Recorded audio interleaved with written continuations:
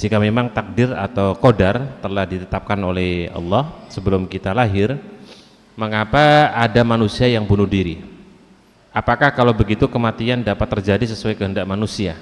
Dan bagaimana dengan kasus membunuh atau mengambil nyawa orang? Baik.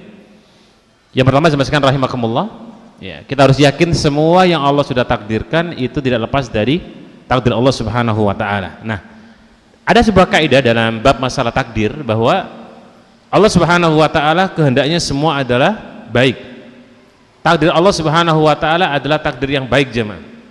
Ya. Kalau kemudian ada orang yang bunuh diri, yang pertama, kasus bunuh diri ini perlu juga kita pahami sehingga perlu hati-hati.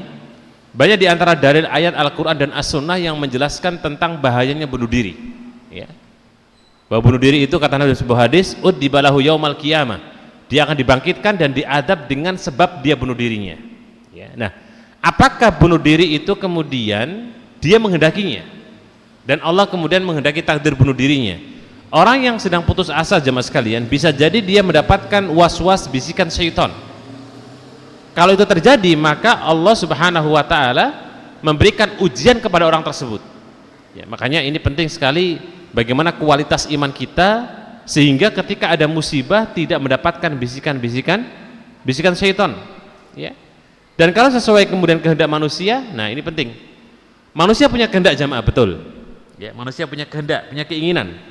Tapi ingat, masyiatul nas, ya, kehendak manusia itu di bawah kehendak Allah Subhanahu wa taala.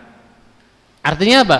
Allah yang akan menentukan kehendak manusia. Makanya ada istilah kita, yakinnya seseorang itu akan diiringi Allah Subhanahu wa taala.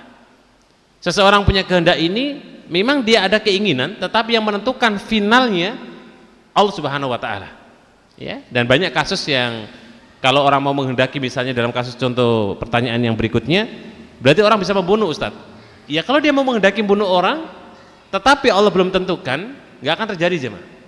Ya, ada sebuah hadis yang menyebut bahwa law istama al-insanu wal jinnu fi awalihi wa akhirih. Kalau seandainya manusia, jin itu kumpul semua, ayadurruka bi syai'in. Dia ingin memadaratkan kalian, sedangkan Allah Subhanahu wa taala belum menentukan, maka tidak akan terjadi yang namanya madarat tersebut.